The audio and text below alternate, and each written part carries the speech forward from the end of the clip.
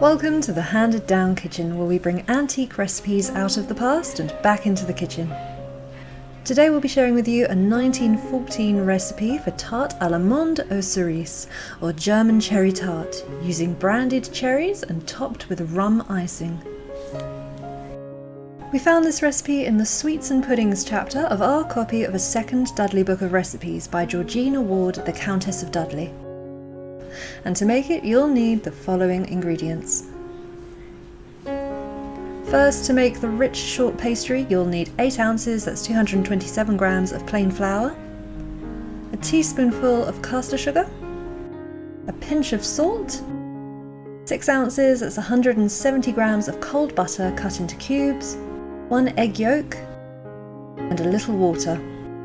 For the Frangipane filling, you'll need 7 ounces, that's 200 grams of soft butter, same weight of ground almonds, and the same weight in caster sugar, 4 small eggs, and 3/4 of a teaspoonful of vanilla essence or bean paste.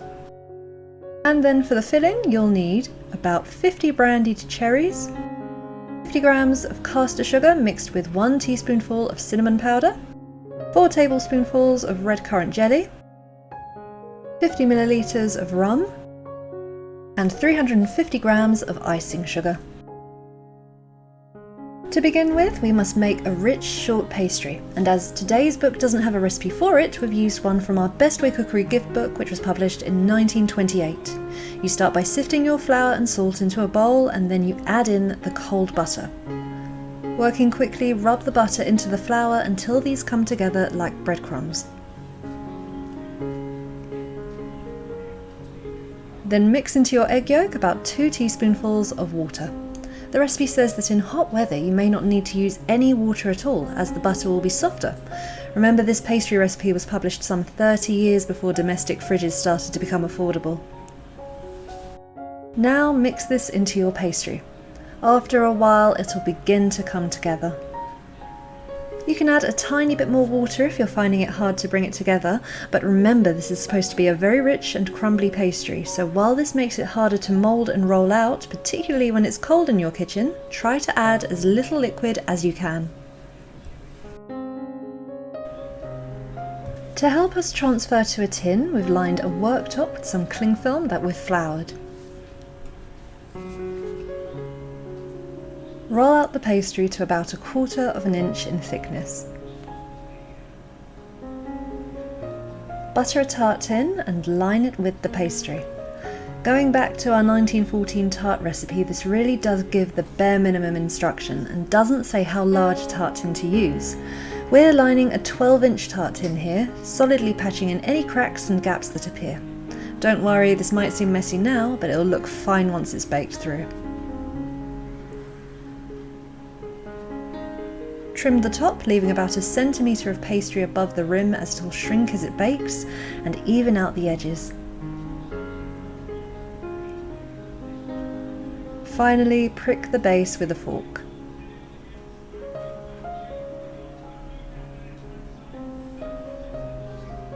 Now set this to one side as you prepare the filling.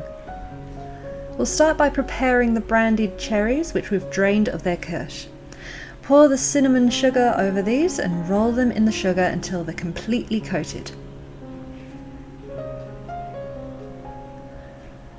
Now we'll make an almond cream or Frangipane filling.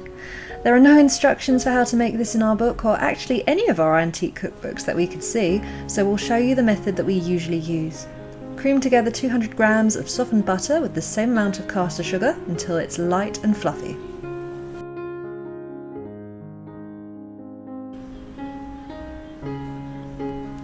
Then, one at a time, add in 4 small eggs or 3 medium-sized ones. Mix each one in before adding the next. As I mentioned, this recipe was written with hardly any instructions at all, and no measurements, so there was a lot of working out to be done here, but we got there in the end. The one thing the Countess does make clear is the amount of time needed to bake the tart, which is 25 minutes.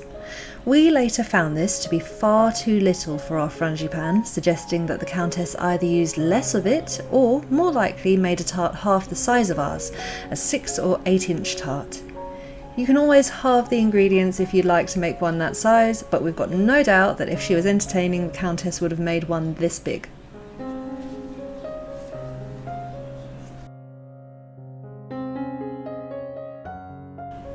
After adding the last egg, add just under a teaspoonful of vanilla essence or paste. Lastly, gradually add in the ground almonds until they're fully incorporated.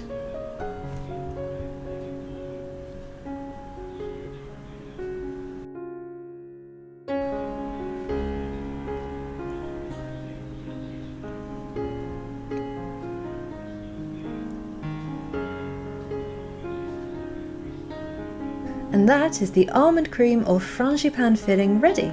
So now we just have to layer up our filling. Arrange the sugar-coated cherries in the bottom of your tart, spreading these out as evenly as you can. You can always use tinned black cherries rather than brandied cherries, and you can just as well make a plain icing rather than rum icing to decorate. It'd be perfectly delicious without the alcohol. Finally, coat them with the Frangipane. We will then put this into the oven to bake at 180 degrees Celsius, that's 356 degrees Fahrenheit or gas mark 4, for 50 minutes, covering the top with foil halfway through so that it doesn't brown too much, and putting a tray below to collect any dripping grease.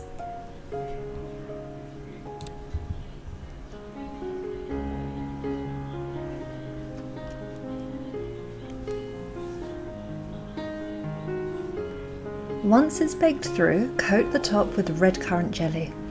It's best to do this either while the tart's still hot or by heating the jelly up a little in the saucepan, as the heat will make it easier to evenly spread. Let the tart cool down completely before making the rum glacé icing. We sifted 350 grams of icing sugar into a pan.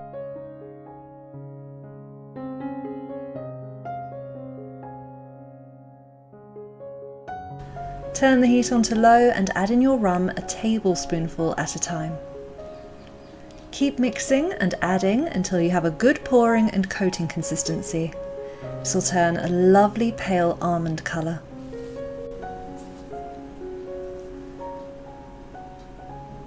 Pour the icing onto the red currant jelly layer as evenly as you can.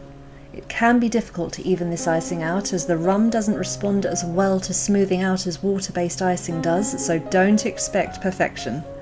Remember, you can always switch the rum for water or add rum flavouring rather than using the real stuff if you prefer.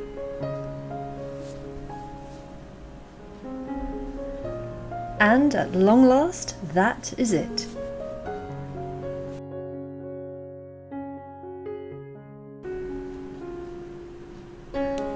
Slice into your tart only when you're sure that it's completely cold. This makes it the perfect treat to make a day in advance of any occasion. This is an unforgettable, indulgent tart. Gorgeous buttery pastry, juicy cherries, soft frangipane, all topped off with the sweetness of the icing.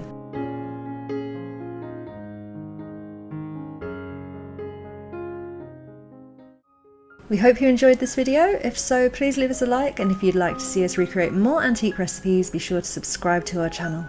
You can also find full instructions for this recipe and many more on our website, linked in the description box below.